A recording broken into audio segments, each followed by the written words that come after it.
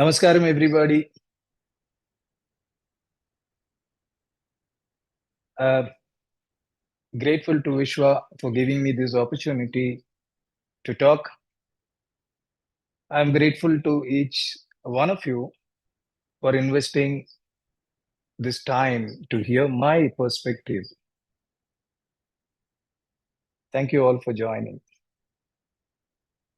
So, I wanted this talk to be a little different. I didn't want to come and talk to you about what is available on Google, what all informations are available. So, I'm trying to restrict myself to information that is not available on Google. I will start this journey by giving you a small incident that happened in my life, which kind of made me to do some research about obesity. Now, in one of my visits, this was quite a few years back, I went to see a patient, and so when I reached, and a watchman who opened the gates for my car, my attention went into him. This guy was a very old man. He was about 84 years old. He was very lean. He had those long hair, like one of those yogis. He had one white thing put on his forehead. But what made me notice him was his energy levels. So I noticed him, and then I went inside, finished my job, and then I said, I want to talk to this guy. I told the owner, and when I interviewed him, and later I sent my team also to interview him, I realized he's 84 years old. He has been working with this gentleman as a watchman for many number of years, and he's not had a single health issue for a good 10 years. He's never taken an off. He goes for a walk about 2 to 4 kilometers with the dogs, and he does a 12-hour journey, 12-hour duty as a watchman. So I started to, ask him what are his lifestyle and all that. I was very shocked to say, listen, that in the past 8 to 10 years, all he eats and drinks is chai and buttermilk. He does not eat any kind of solid food. I was quite taken aback that how can somebody survive just with chai and buttermilk 8 to 10 years and have so much of energy at the age of 84. So that set me to my research on finding out the connection between the physical body, the energy, and the food. Now, in my practice, I've been practicing for 35 long years, and I've had many people who come to me for obesity. Many in their 60s also come to me. So I ask them, you're 60 years old. How long have you been fighting this obesity? They said, Doc, all my life I've been obese and I've been fighting this all my life. I said, okay. So for at least 30 years, you've been fighting this. How successful were you in this fight? Well, you see, when I do a diet, or when I go on an exercise regime, or I go on an intermittent fasting, or I go on an Atkins diet, or I go on whatever, I do lose weight, but I'm back to what I am in a little while. I said, okay, but you're still fighting. How long will you continue this fight? All my life, Doc, I'll fight this all my life. Now, my question is, you've been fighting this battle for 30 long years, and isn't it time that you realize that you're fighting a battle that you cannot win? Or at least you're not fighting it the right way. There's something that you're not doing right. Otherwise, this fight is going on. You would have won the battle by now. So let's try and explore how are you fighting this battle wrong. Now, you see, everything in life has got a cause and effect. Obesity that you see in yourself is the effect. The bulge that comes on the body, the fat that you put on is an effect.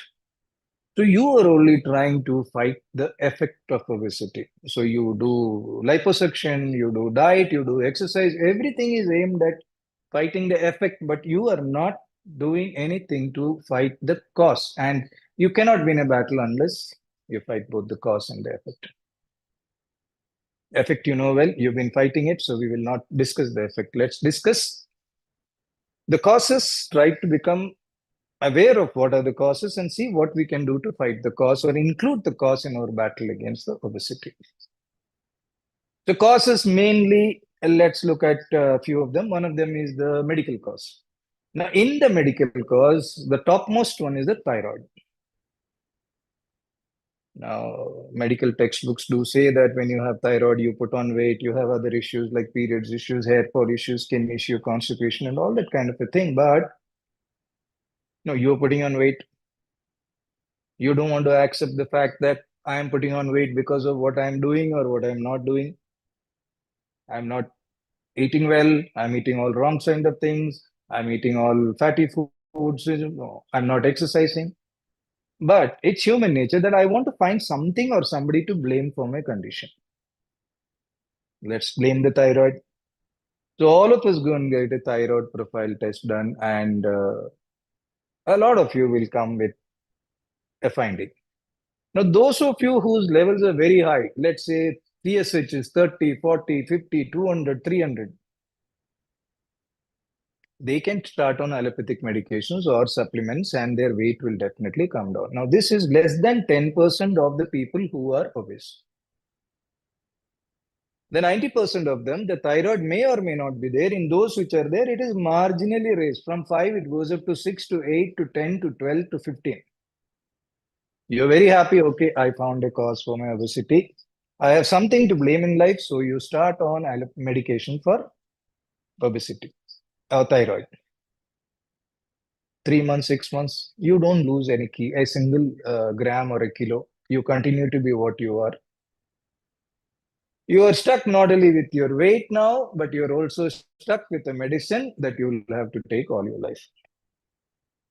We still don't realize. So most of the people end up with thyroid medication and also continue to be having a obesity problem. Now, the second reason is genetic. It's a well-known fact that, okay, obesity runs in my family. My father is obese, my mother is obese, my uncles are obese. Yes, genetics do pass on from generation to generation, but not necessarily every child in the family is not obese. No, you cannot help genetically transferred obesity. You'll find exactly where your parents have got weight. It could be the upper arms, it could be the lower part of the body, the backside, the belly. After a particular age, you will catch up. But one of the main reasons why you catch up is because of the fear of inheriting what my parents have got. So let me give you an example. I had a family of 4 who used to come to me. The father was the only one who was not taking medicine. The rest 3 of them were taking medicine. The father, every time, those days I used to see once in 2 weeks, every time he would come, he would say, Doctor, just check my BP. So I would check his BP and I would say, it's normal. Next time again, Doctor, please check. So after some time, why are you checking it? No, just check it. You know. So finally, at the end of a few months, I told him, congratulations, you got blood pressure. Now, what happened here? There are many people like this who are scared of cancer and they end up in cancer. They're scared of psoriasis. They're scared of vitiligo. They're scared of, but eventually they end up having that problem. Now, why do they end up having this problem? You see, you need to realize that there are trillions of cells in our body. Each of the cell has an intelligence within them.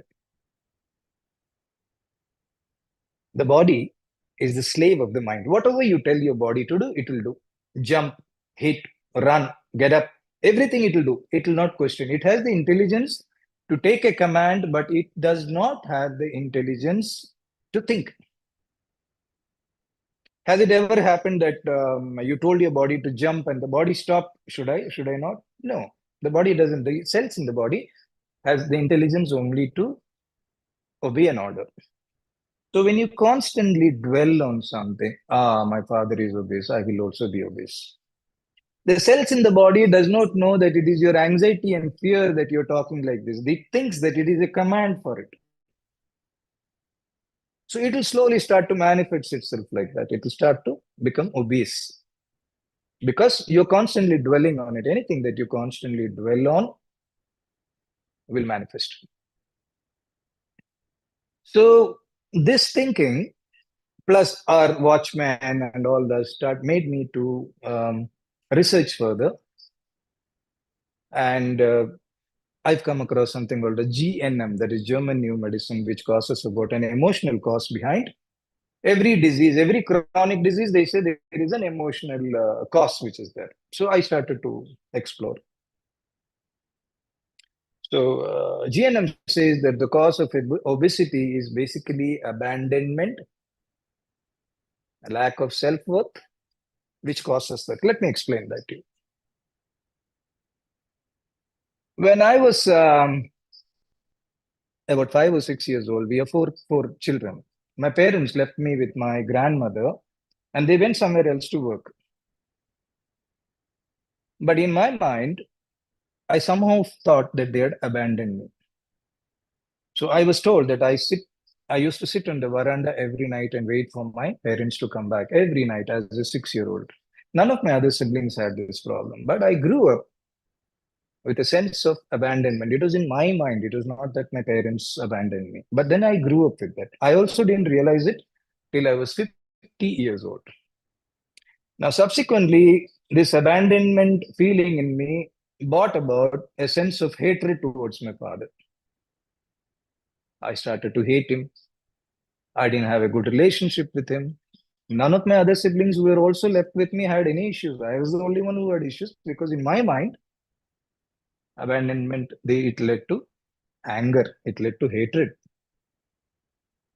Now, I grew up with that till I realized it at the age of my 50 in one of my meditation that I realized. Now, what it did to me, abandonment got in a lot of stomach issues in me. I started having irritable bowel syndrome.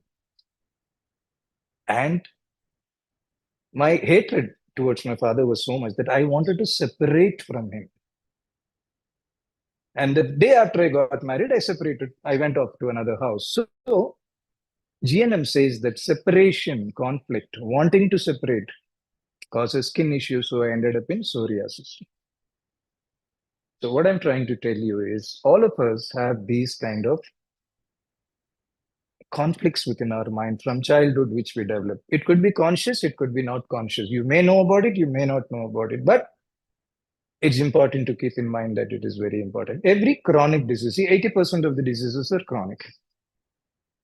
The modern science says there is no cure for it because they don't know the cause of it. They can only fix the effect, they cannot fix the cause. Let's take, for instance, autoimmune disorder. They say that autoimmune disorders happen because of our own cells fighting against us. But they do not know why our own cells fight against us. So we need to explore where this is all coming from.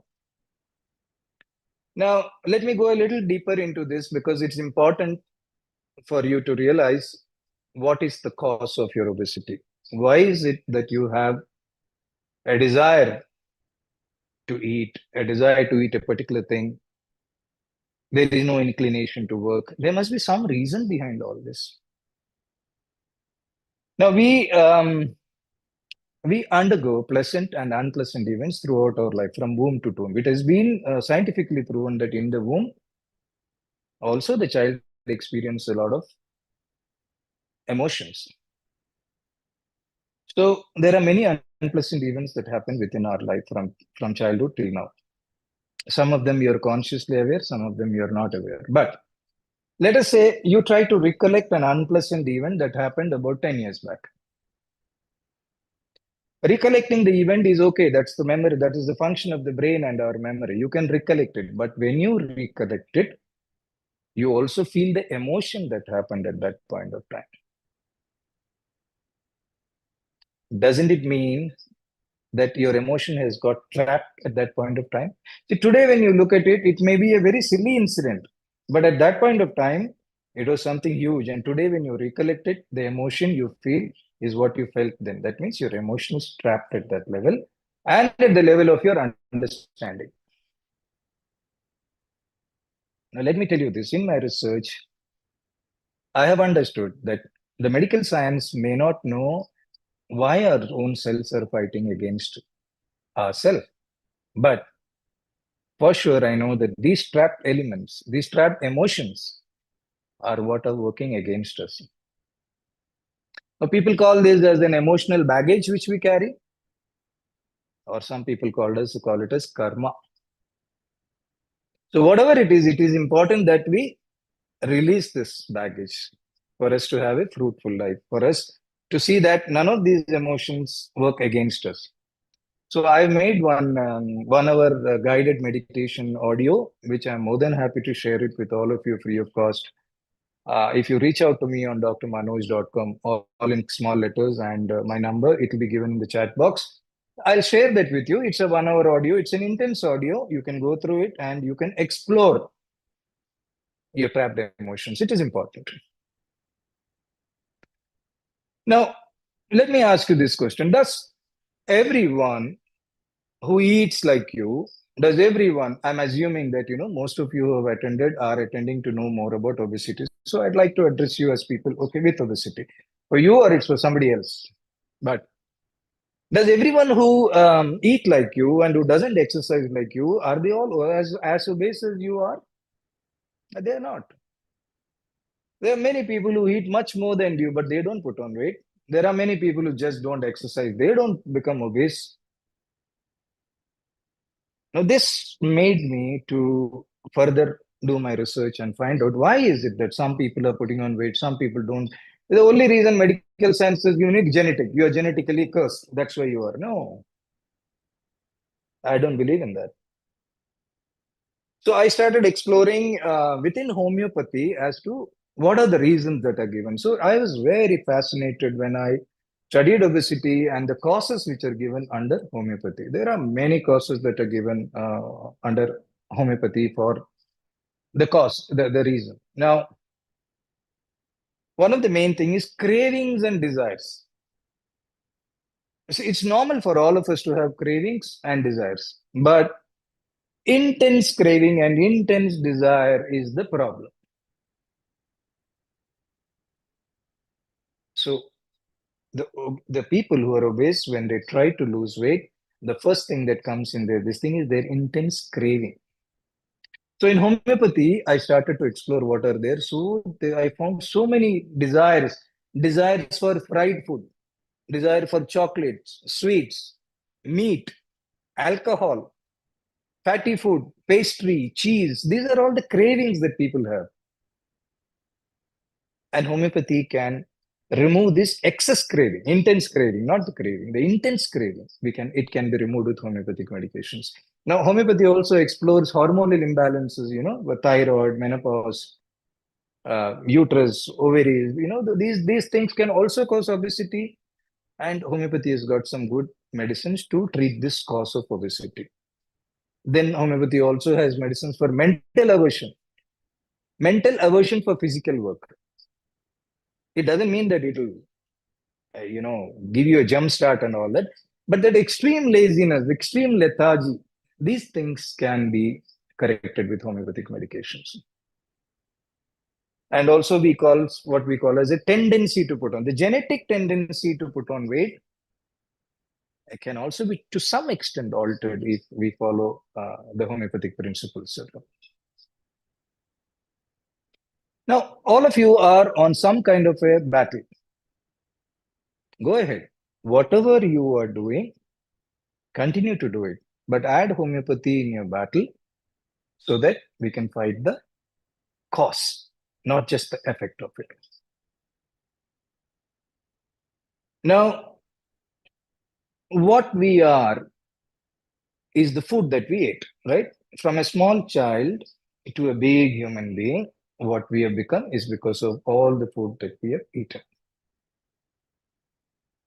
So my research also got me to a point that food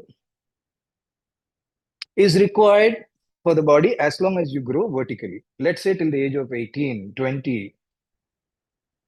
Once you stop growing vertically, the amount of food that you eat will only put on horizontally. Yes, simple logic. So technically speaking, once you stop growing vertically, you need to cut down your amount of food because your body is during the growth period, you need food because you have to form the mass and everything else in the body. But after you stop growing, if you continue to eat the same amount of food, it will only put on horizontally. Now you'll ask me, doc, but if you don't eat, what about our energy levels? Now, look at that watchman whom I met. Look at the many yogis, those who don't eat food or they strive on a one meal a day. See the older people in your homes. They naturally reduce their intake of food as they grow older. That's a way of life. So you don't need so much of food. 50% of the world population is malnourished, but they work. The people who work for us, the maid servant, the watchman, the driver, they don't eat as much as you and me. They don't eat that kind of nutritious food that you and me eat, but they work way, way more than you and me. They have a lot more energy than you and me. So there's no logic. But I must tell you, though you do not need 50% of your food after you grow vertically, you need to generate energy in another way. What is the other way? It is a common sense that anything that goes on moving will produce an energy. Let it be a motor, let it be a fan, whatever it is, it produces energy. So two things that keep moving in our body are our breath and our heart. They're constantly in motion. When it is constantly in motion, it will definitely produce some kind of an energy. It is the breath that controls the heart. So if you're able to correct your breathing through pranayama, doing pranayama takes you doing some kind of chanting, doing yoga, that gives you the energy that is required for the body to run, not just the food. So you can live on the energy coming from the food and the energy that you're able to raise because of the pranayama and the yoga. So if you're able to breathe the right way by doing pranayama and generate energy, you can cut down on food to a large extent. Now, a lot of people will say, Doc, yeah, I'm about 25, 30. This is the best period in my life. I'm 30.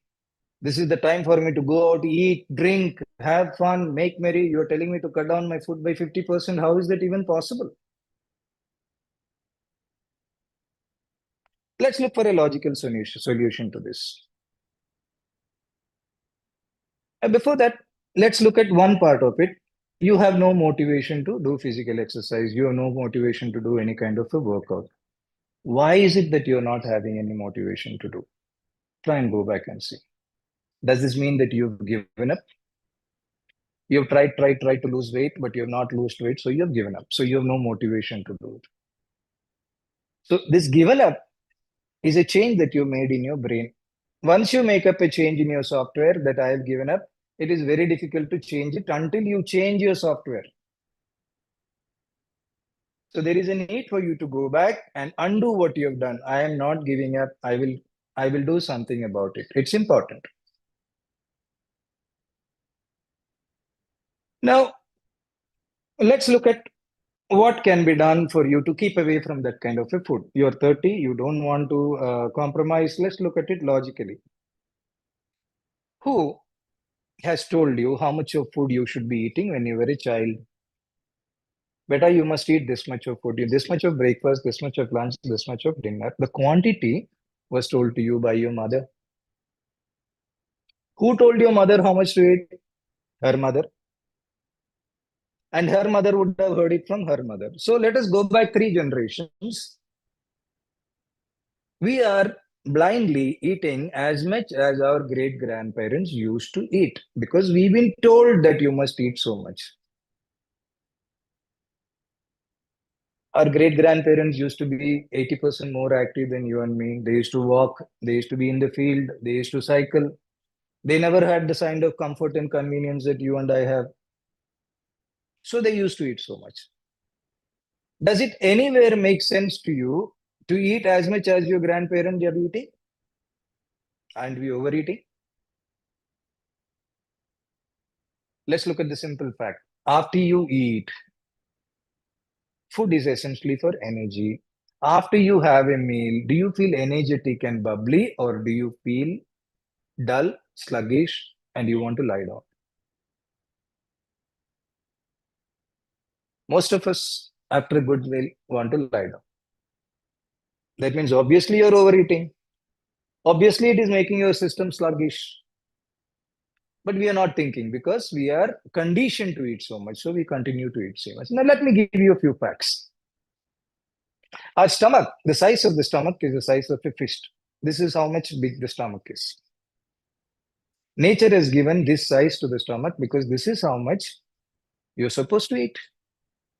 This is how much is needed for you. This is how much can be digested easily. Now, the stomach unfortunately has a ability to expand to 6 times its size. So the more you eat, it expands like a balloon. It keeps on expanding and you go on eating. Now, where it can digest so much food, you're giving so much food to digest. So what happens? It gets partially digested. And this partially digested food is what causes all your problems. So let us try and see or give the body what it wants. You must eat this much every 4 hours. Now, 4 hours is the time that it takes to digest whatever is there, but this much, not this much. 4 hours. So, if you can take a bowl which fits into your hand and eat that much of food, whatever you want, you put in it. Whatever you want, no restrictions. Rice, dal, chicken, fish, vegetables, but only so much. Don't pile it up, but this much. Have it every 4 hourly. I'm not asking you to restrict any food. It is human tendency. The moment you say don't eat this, you feel like eating it. So I'm not saying you stop anything. You eat what you want, including sweets, but have only so much. Now, let me tell you what we normally do. Suppose you go to a wedding and you pick up a plate of biryani and you start to eat it. The first bite, beautiful. I wonder who made this, who is the cookies. You ask around. Second bite, lovely biryani. Third bite, lovely biryani. Fourth bite, very nice. After that, you start talking to your friends and you only realize that the food is over. You do not enjoy the food. Or you take a bowl of ice cream. The first bite is very tasty. Second bite, third bite. Then you finally realize when it is just about getting over. This is called as unconscious eating. We are sitting in front of the TV and eating. We are talking to somebody and eating. We are not enjoying the food that we are eating. We are just eating till we get full and one sound comes from inside. Enough, I can't take anymore. That's when you keep the plate down. And you're not enjoying anything of it. So unconscious eating is one of the biggest problem that we are having. And that is where we are all messed up. So if you're able to take your meal in this, put it on the plate, separate it, take smaller bites, break it into pieces, take each bite, enjoy the juice that is coming out of it, the taste that you're able to experience from that. Every bite, trust me, you will be very, very satisfied mentally, in taste, in everything, except your stomach will complain, I'm not full yet, I need more, but that will take a few days. The stomach, as much as it is capable of expanding, it is also capable of contracting. So, over a period of time, when you give it less and less and less, you slowly bring it to the level of the required rate. Now, start having the meal every 4 hourly. Slowly extend it to 5 hours, 6 hours, 7 hours, 8 hours, 12 hours, 16 hours. Now, 16 hours fasting, intermittent fasting has got a Nobel Prize. Science used to say before you have to eat every 4 hours, otherwise you'll develop acidity. Now they are saying you eat once in 16 hours, that is the best for you. So expand, listen to your stomach. It's very important to listen to your stomach.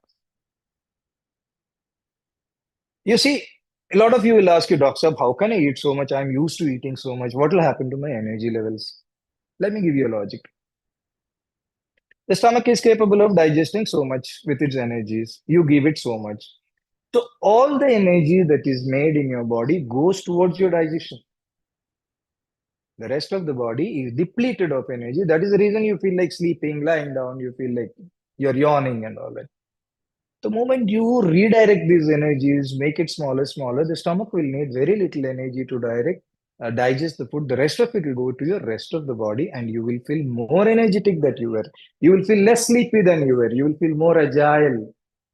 You will mentally feel very, very good. Emotionally, you will feel very good. So get onto this diet and you see what magic it can do for you. Now, one of the foremost questions that you are going to ask me is, Doctor, what is the diet that we should follow? Let me ask you this question. If five of us sit down here and we eat non-vegetarian or we eat milk, all of us drink the same non-vegetarian, same milk, do we all react the same way? We don't. We all react differently. We all react differently to every food that is available. Now, how can there be a common diet for all of you? Is it even possible? But we go behind diets that are, all over the internet and all that. Let me follow this diet. Let me follow this diet. You're not even bothered to find out if that diet will suit you or no. You just blindly do everything that comes your way. How can there be a common diet? When your body is individual, you react differently to a simple thing like milk or non-vegetarian. How can there be a common diet? So the only diet that has been traditionally followed for thousands of years is the Ayurvedic diet. Now, what is an Ayurvedic diet? You go on to Google and type dosha quiz. It's called as a dosha, DOSHA quiz. Now, dosha quiz, once it'll ask you a lot of questions. It'll ask you about your physical, mental, everything. And once you're able to fill in the form, it'll give you what is your dosha, your vata, pitta, or kapha is high. Explore further on Google itself and my vata is high. What are the foods I can eat? What are the foods I cannot eat? Now, this is individual diet. This is what you must follow, and there is no other way. At least be aware of what is good for your body, what is not good for your body. It's as simple as that. So as far as diet is concerned, my suggestion is go for the Ayurvedic dosha quiz. You find out which is high and then do the diet. The next most important thing that I would say when you're having obesity is balancing the five elements. This is very important. It's called as Panchabhutal or five elements. There is earth, the water, the fire, air, and space. All of us are used to being, particularly people who are of my age, at least, they've been used to running with bare feet on the ground, working on the ground, in the water, in the river. These are our source of creation. We are made of the five elements. Every calcium, magnesium, zinc that is there in the earth is there in our body also. So we need to connect with our source of creation. It's very important. One of the ways is the earth. How do you connect with the earth? You start walking barefoot on the grass or the ground, or stand on the grass barefoot. Stop working on the mud. Start planting trees. It's very important to have that connect with the ground. We have missed it in search of comfort and conveniences. We have gone away from the ground, from the light. We have gone into luxurious 40th floor, 50th floor where there's no connect. Number two is water. Do you know that 70% of your body is made of water? So we need to connect with the water element, and that is done by taking a long shower. Have you ever noticed you come back home very tired physically, emotionally, but you have a shower and suddenly you're fresh? How is it that you're fresh? It is not the temperature that is giving you that. The water which is falling on you has a lot of vibration and memory. Those vibrations, they increase the vibrations within your body and you start to feel energetic, rejuvenated. So have long showers. Spend a lot of time in the pool, water. The fire or the sun, stand in sunlight every day, sunrise, sunset, spend about 15 minutes looking at the sunset and sunrise. If not anything, at least enjoy the sunset and sunrise and let those rays fall on you. Apart from vitamin D, there are many things we do not know that the sun can give us. Air and space is very important part of our psychological growth. So it is very important to do yoga and pranayama. All these things are available on the website. I've given a multiple videos which explains how to balance your five elements. You can always go on to drmanoj.com or the phone numbers will be given in the chat box. and you can do that. Now, I then started to research how obesity affects a person emotionally. Once you become obese, you withdraw socially. You don't want to be seen in public. You don't want to go people. You're okay in the initial stage. You are the butt of their joke. They call you names and all that. But over a period of time, it starts affecting you, and you say, "Nee, nee, I'm not coming." So slowly you withdraw. You come inside. You stay on your own. You're comfortable being on your own. You don't want to expose yourself. I wonder why a lot of people don't go to the gyms. How the hell can you enjoy in a gym when you are a base and you're going to a gym and you're seeing such chiseled bodies in the gym? I mean, a mere sight of them itself will make you the complex. Damn, everybody will be looking at my tummy. Everybody will be looking at me. This is not the place for me. And you don't go to the gym because they come to make up their muscles and all that. I wish there was a gym only for obese people, and actually we're working on it. So that at least emotionally you don't suffer. What I want to ask you is, do you think that people love you because of your looks? Looks can always get you that initial attention. After that, it cannot sustain. They love you because you're a wonderful person. They love you because you're an intelligent person. You're a compassionate person. You're a funny person. There is something about you which is beautiful. It is not your looks. Your looks only get you initial attention. You're a very good looker and you're an idiot. Nobody will be there for you. But people love you for what you are as a person. And trust me, I spent most of my life with people who are obese, and I find that they are the best of the people. They are the most humorous, they are the most funny. And as a doctor, let me tell you, they seem to be most healthy too. It is just that there is a fear in them, which has been conditioned in them. You are fat, you will get heart attack. You are fat, you will get a stroke. You are fat, your kidneys will fail. You mean people who are lean, they don't die, they don't suffer, their kidneys don't fail, they don't get stroke? Look around you. Most people who are obese are way, way healthier than the people who are not. There is no logic to this fear. But you've been conditioned with this fear that you're all the time thinking about it. Okay, tomorrow, like this, I'll get BP, I'll get a stroke, I'll get that, I'll get this. You're all the time thinking about it. No, the thinking is what gets you into trouble. It is not true.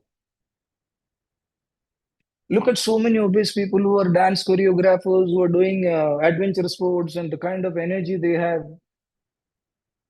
So do not get bogged down with the weight aspect of it. Nobody is judging you. People like you because of what you are. Now, I must also touch here, we do have a little time, about the ladies who are getting into obesity during their menopausal time. There are two, three reasons why they get into obesity. Number one is the hormones that changes, it reduces their metabolism. So they tend to pile on weight. But menopause is the time when they have a whole lot of issues. They have issues with their children, teenage children, children getting married, daughter-in-laws into the house, whole lot of issues. So they are emotionally deprived. When you're emotionally troubled, what do? You go to food as comfort. Your metabolism is dropping. You're supposed to reduce your food by half, but instead what you're doing, you're increasing it by half. So you tend to put on weight. I must tell you, these ladies, they're very kind. They're kind to everybody in this world, but they're most unkind to themselves. Right from childhood, they take care of the family, then they start get married, they take care of the husband's family, the in-laws, the daughter-in-laws, everything. When they reach menopause, they suddenly say, what the hell did I do for myself? I am also asking you, what the hell did you do for yourself? Have you been kind to yourself? Can you spare half an hour to 1 hour in 24 hours for yourself to do simple things, balancing the five elements of nature, doing a yoga, doing a pranayama, trying to make yourself comfortable in a balanced way? You have to realize only if you are comfortable can you make others around you comfortable. Only if you are happy, you can make others happy. Otherwise, you think you're doing it, but you're not doing it. So it's time to start spending some time on yourself. And all those people out there who are suffering obesity, these are four things that I want you to do. One is the ball diet, one is balancing the five elements, one is doing the exercise, one is untrapping your emotions which are trapped. If you're able to do this for spend time for yourself, you'll definitely lose weight. There is no way that you will not lose weight. Um, you need to realize that nobody wants to be obese, but culturally we have this habit of blaming ourselves. I am obese because I ate so much. I am obese because I didn't do exercise. I am obese because of this, this, and stop blaming yourself. You're not obese because of you. You never wanted to be obese. You just happen to be obese. It's all right. It's the nature's way. You can't do anything about it. So the taking away this blame, stop blaming yourself, because this blame itself is what causes a lot of emotional issues within you.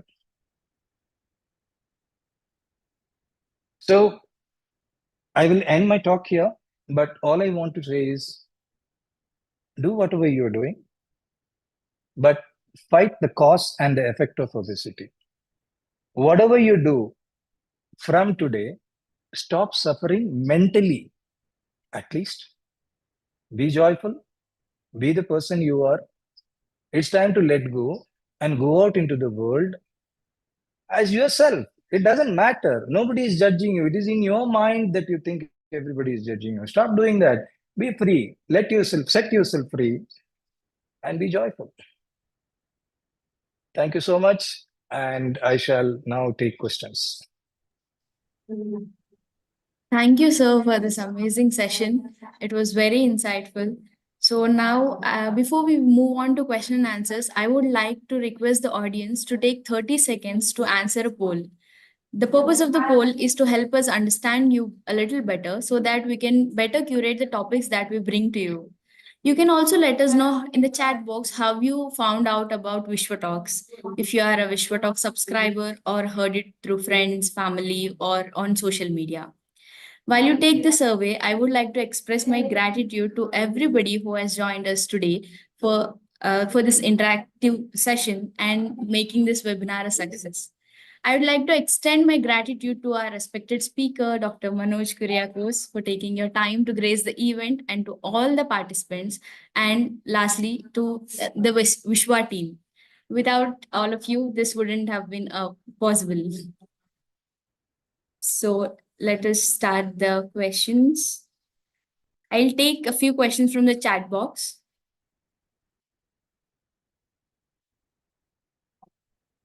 So Yeah, Miss I will. Neena, I'll take. Yeah, please go ahead. yeah, Miss Neena Kurkal is asking, what about Parkinson's? Due to this, a person either loses weight or gain. How can such a problem be solved? Is homeopathy effective to increase dopamine, and have any knowledge of MSA Parkinson's? Because someone advised us that homeopathy is the best. You see, first of all, Parkinson's, there is no treatment available for Parkinson's in the medical science. They give you a whole lot of medications which reduces the tremblings of the body and symptomatically. But these medicines do have a lot of side effects also. Now, losing weight in Parkinson's is okay. Why do you want to put on weight in Parkinson? It's all right. As it is, you're suffering. The less weight you carry, the better for you. So I don't think you should look at increasing the weight of a person. That's not the important thing. But what is important in Parkinson's is balancing the five elements of nature. Now, if you are able to continue with whatever medicines you are giving the patient, but along with that, balance the five elements of nature, trust me, that will bring in a whole lot of change in the patient. Introducing homeopathy. Yes, homeopathy does have treatment, no cure. We've been able to help a lot of patients with Parkinson's to stop progress of the disease, to some extent reduce it, but not cure. But at least we can stop it, and there are zero side effects. Hope it helps. Okay. So we have Sneha asking, please tell how to control craving and eating whenever eating. Whenever I feel bored, stressed, I need something to eat. Also, I feel weak when I eat less.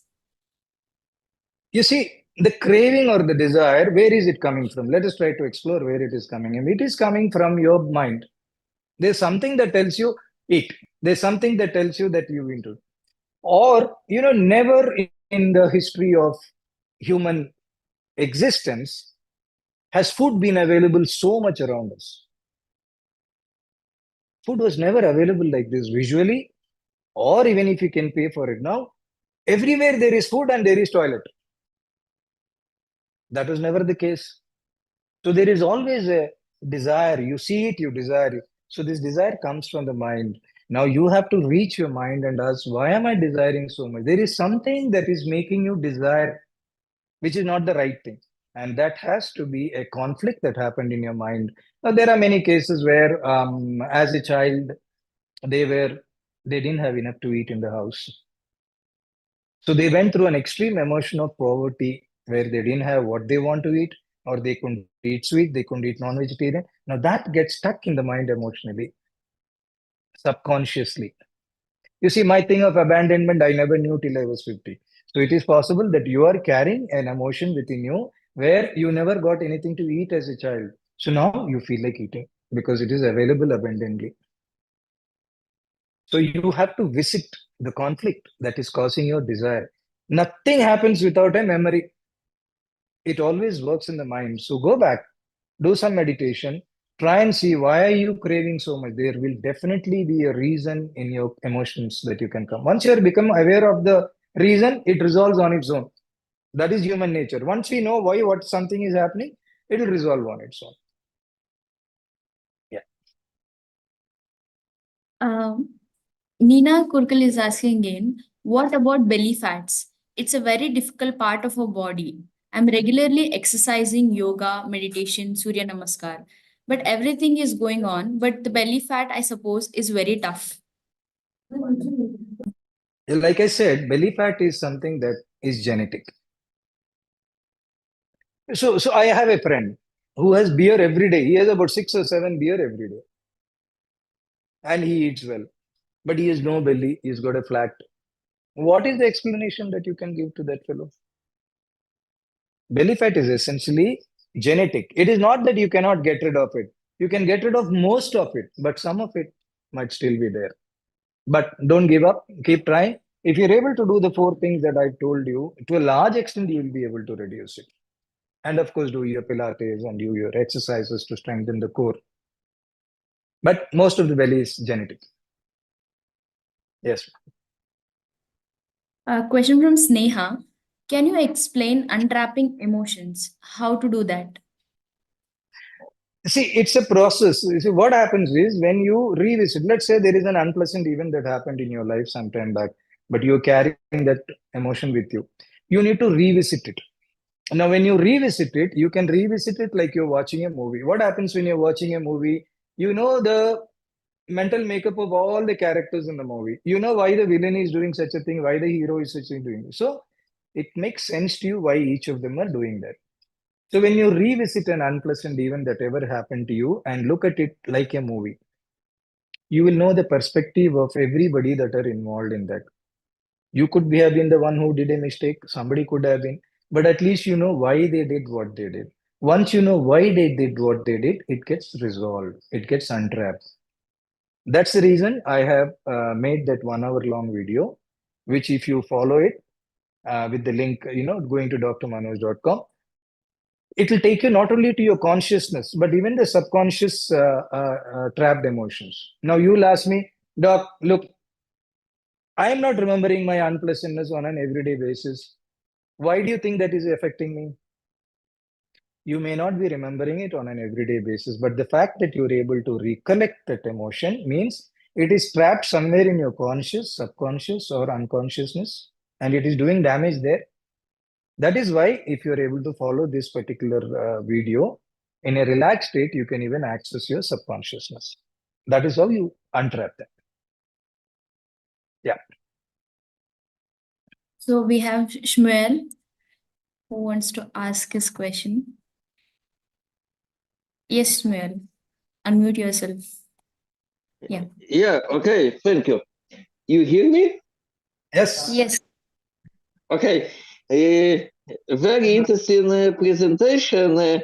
And my question is, what connection between obesity and poverty? In other words, how poverty and social inequality contributing to obesity? Was he talking about poverty? Poverty? Yeah, okay. Yeah. All right. So what happens essentially is when you grow up in poverty, you're deprived of a lot of food items that are there. You do not have enough to eat. So subconsciously, there is always a desire for food. You're all the time looking for food to eat because you do not have. Now, when you get food, you eat it because you do not know if you will have another meal within the next 24 hours or 36 hours. So you tend to eat whatever you get, you tend to eat. Now, that's it. This is the natural human instinct that happens in poverty. But if you have experienced poverty at some time in life, that experience remains within your subconscious. Even if there is abundant food that is available for you, you will still reach out to whatever food is available as of now, and you will overeat because in your subconsciousness, you do not know, you have not come to the confirmation that, okay, I will have another meal today, tomorrow. No, your subconsciousness, the belief is that I will not have another meal. So you tend to overeat. You tend to eat whatever you get. I hope that answers your question. Thank you very much.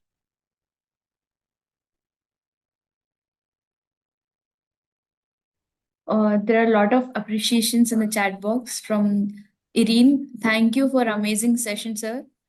And excellent talk from Usha Ramakrishnan. Reena, thanks for the session. Thank you so much for an informative session.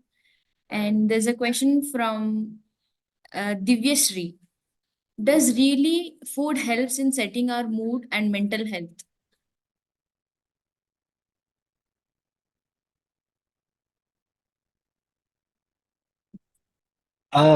Sorry, I just read that. Food, yeah. So see, food is one of the most comfortable thing that one runs to when you're depressed. It's your best friend in life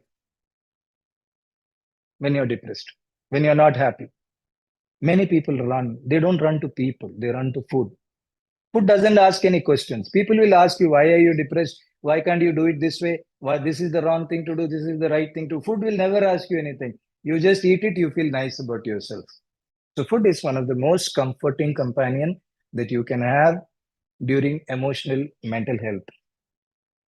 Eating food, will it help you with your mental health? Eating the right kind of food will help you with the mental health.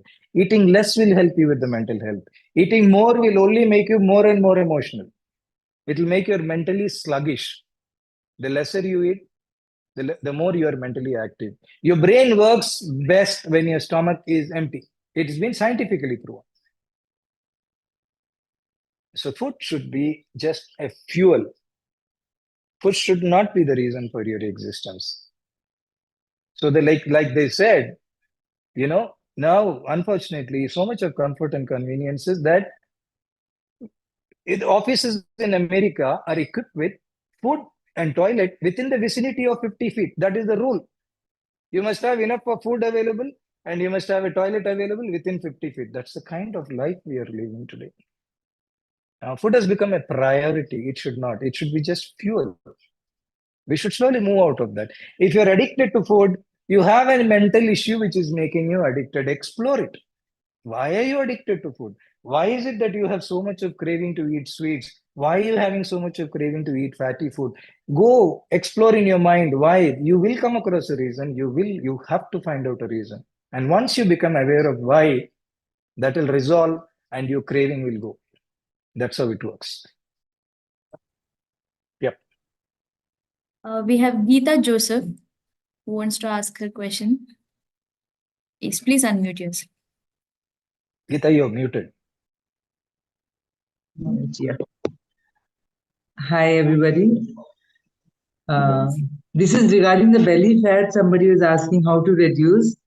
I would like to tell about this bowl diet which Dr. Manoj had prescribed. That has really helped me.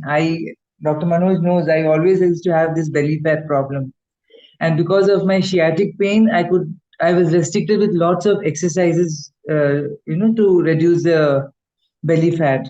So along with my walk and this bowl diet, I had completely lost my belly fat. I mean, it was absolutely flat with this bowl diet. And I had lost, like I was 86 kgs. I had lost 20 kgs within 1.5 years with not any specific diet, like just controlling my portions. So I just wanted to add to this particular thing. Thank you, Gita. Thank you, Gita. And one more question I have, Dr. Manoj. Like the other day I met you about that fear. I try a lot, to come out of the fear, but it's not so easy for me to come out of. I don't know what fear is there, but I'm always like caught up in certain fear, and with that I get stressed up and I start eating more. I Yeah, have so to. I understand, Gita, what you're trying to tell me. So see, fears have been conditioned into us from childhood. From as a child, your mother is telling you, don't get wet in the rain, you'll get fever. Don't eat ice cream, you will have throat pain. Don't go near somebody who is sick, you will fall sick. Yeah. So we are all the time constantly teaching our children, or you are teaching our children, or our parents have been teaching us about fear. So the fear is so deeply ingrained in us that it takes a while for you to resolve the fear. Now, once you explore the fear, why am I fearing? You need to go into the root of it. What is this fear? Where is this fear coming from? Once you become aware where the fear is coming from, it has to resolve. There is no other way. But It's basically the fear of sickness. So how do I explore, what do I do to come out of it? In what way I can what method I should use to explore that? fear of sickness is one of the biggest diseases that people have. Fear of sickness is one of the biggest. Let me tell you this. Now, I've already explained to you how our mind and the body reacts. The more you're scared, you are giving a command to the body to become like that. You are actually manifesting your fear within you. If Yeah, you're that is aware my of the fact biggest that, fear also. yes, so if you're aware that I am damaging myself with these fears, that itself should stop you from being fearful. And then, you need to probably get into a little spirituality. Most of us believe in God. Now, a lot of us say that we believe in God, but believing in God is not just praying or anything. Believing God is surrendering, complete surrender. When you completely surrender, every religion talks of the fact that thy will be done, inshallah. So let anything happen, whatever God wants for us to happen, let it happen. Why are you questioning Him and getting scared? If you're scared, that means you have not surrendered to your Guru, God, or the one you believe in. Completely surrender. Then the fear will go away. I mean, that's a spiritual way of looking at it. Yeah. Thank you. Thank you, Doctor. Thank you, Dr. Manoj. Somebody asked about, yeah, please go ahead. Yeah, there's a question from Deepa Manjunath. There are a lot of tablets now available in Ayurvedic for reducing obesity. Is there any such tablet which helps in reducing the obesity? I have read the messages saying that I have reduced so and so kilos. What do you say about it, sir? One thing everybody needs to understand fighting obesity is what works for one will not work for you, need not work for you. Now, taking this tablet to fight obesity, I told you, that is an effect. Out of 10 people, 2 people, they may lose the effect, but they stop the tablet, they'll get it back again because you are dealing with the effect, not the cause.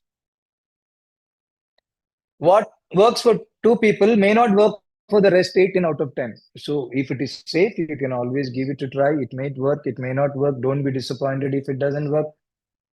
If it works also, don't be disappointed because it will work as long as you're taking it. The most important thing is to treat the cause of obesity that I've been telling.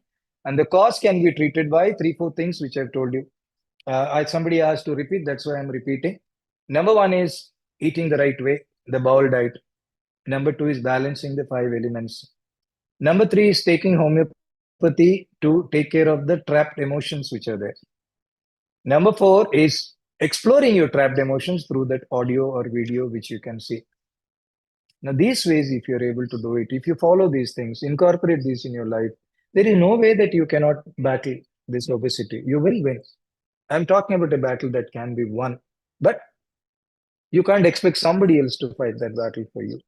You have to be a part of that battle, fight it, and you can win. We have a question from Arasu. Whether the child born out of diabetic mother at time of pregnancy can be a reason of obesity? Yeah, medically, it's proven that children who are born to diabetic mothers are obese, but that's only a few percentage of it. That's not. What do you want to do about it? Okay, your child is born obese now. How does it matter whether he was obese because of diabetes or not diabetes and all that? Not necessarily that every diabetic mother will give birth to an obese child. No, the point is now you got an obese child. Now, how to deal with this obese child is your priority. A lot of people have this habit of finding out the cause. They go on and on. Why this happened? Why this happened? Why this happened? I'm not pregnant. Why am I not pregnant? There could be many reasons. Can you do anything about it? You are not pregnant because something happened to you when you were a child. You were emotionally disturbed. Can you go back and do something about it? No. We need to remember you cannot go back and correct anything that has happened 1 hour back. So no point going behind. Your child is diabetic, is obese because you are a diabetic. That's okay. Let's deal with the child. And there are many ways to deal with it. Yeah. Question from Reena Care. I eat less, but I have obesity and got gastric problem recently. That's I it. eat less, but I have Uh, obesity and gastric problem obesity and recently. gastric. So, Yeah. so it is very clear, Reena, your food is not the reason for your obesity. Let's rule that out because you eat less. Obviously, it is not the food that is the reason for your obesity. So there are other reasons for your obesity which you have to explore. And trust me when I tell you this, 99% of the time, it will be an emotional reason. I've been dealing with patients for 35 long years. Every chronic disease comes to me. Every rheumatoid arthritis, every psoriasis, every vitiligo, every migraine, every IBS that comes to me, they all have an emotional baggage that they are carrying. All chronic diseases happen because of emotional baggage that we are carrying. Discard that emotional baggage through spirituality, through yoga, through pranayama, through homeopathic medications, whatever way. Trust me, all your problems will come down. But you have to visit the mind. Do you guys know that a mental pandemic is expected? It is said that in 2045, 50% of the world population are going to be mentally sick. 50%. The one who is sitting beside you may be a mentally sick fellow, a depressed fellow. 1 out of 3 girls in the US, teenage girls in the US, are under prescription medication. The latest statement from the Surgeon General in the US is that every other person in the US is lonely. Now, that's the kind of mental pandemic that is going to come in the days to come. Now, we are happy. Okay, people like me, okay, we have another 10, 20 years. After that, it is the next generation who will suffer. But if you believe in God, if you believe in spirituality, you should also know that you're going to come back. When you come back, you're going to come back to a house which is full of mentally sick people. So shouldn't we do something about it now itself? Shouldn't we try and see what can be done about this mental pandemic that is going to affect the world? All of us need to address this mental pandemic. We are brushing it aside. We are brushing it under the carpet. We are not visiting. Now, Rina says that I don't eat anything. I don't do anything. She's going on looking for a solution that can come outside. The solution cannot come from outside. It has to come from inside. You need to look into you. So I always suggest people to go for Sadhguru's inner engineering. Makes you joyful. It gives you a different perspective of things. Mental health is very important. Thank you. So regarding mental health, I have a question. So are there any precautions to take to avoid that? mental pandemic? Can we avoid it anyways? You see, our mind is all the time jabbering. Okay. Can you sit for 5 minutes without thinking anything? Can you sit for No. 1 minute without thinking anything? Can you sit for 30 No. seconds without thinking of anything? No. So we are used to, our mind is all the time, but. So we have the few thoughts. One is of the past or one is of the future. Past are all our memories, but we keep thinking about them. We suffer what happened to us 10 years back because we think about it. Can you do something about it? No. But you still revisit it and you suffer. Or you think about the future. You already suffering what is going to happen tomorrow, day after tomorrow. Okay. So these thoughts are what is going to cause you mental illness. You need to calm your thoughts down. You need to be in the present. You're not enjoying now because of your thought about yesterday and your thought about tomorrow. You need to learn to be in the now. Now, how can you be in the now? By stopping all your thoughts. How can you stop your thoughts? By meditating. Meditating is the only way that you can be in the present. Now, people think that meditation is some supernatural thing where, some miracles will happen to them. No. Meditation is only thoughtlessness. You are in the present. That's enough. You're connecting with the cosmic intelligence. So there are many videos you can access on drmanoj.com about how to meditate and how to keep the thoughts away and stuff like that. Being joyful is the only way to prevent mental pandemic. So be happy. Let me put it this way. I mean, since you've asked this question, whatever happens, let's say you're seeing me. Where are you seeing me? You're seeing me inside you because light is falling on me. It is going into your eyes, inverted image, and you're seeing me. You're hearing me within you. When I touch you also, the touch is felt in your brain. When you're happy, where do you feel it? Within you. When you're sad, within you. When you're joyful, within you. When you're jealous, within you. When you're angry, it is within you. There is no human experience that happens outside you. Every human experience happens within us. If everything is happening within us, do you choose to be joyful or do you choose to be sad? That's a simple Joyful. question. Yeah. That's a question you need to ask yourself. And if you can work towards it, because everything is coming from within, you are the one who has the control. I don't have the control. So you need to change and become joyful from within. Yep. Okay. So our next question is from Sneha. In bowl diet, is it okay if I include sweet every time? Just asking since you told you can fill it with anything. You must, Neha, if your desire is to have so much sweet with every meal, eat it, but a bowlful. So much of desire is there. After a few days of eating it every day, your desire will come down. For sure, it will come down. You won't feel like eating a sweet after that. You might want to eat a little bit. Go ahead and eat. Nothing will happen. What can affect you more than eating a sweet is the guilt of eating sweet. I'm eating this. I'll put on weight. My stomach will go this way. That will happen. This will happen. It is the guilt that will cause more harm, not the sweet. So bindas, eat in that ball diet. Eat what you want as long as you don't pile it up. Enjoy every bite of it. What you enjoy and take cannot harm you. There's no chance of you excessive eating anyway because it's a bowl diet.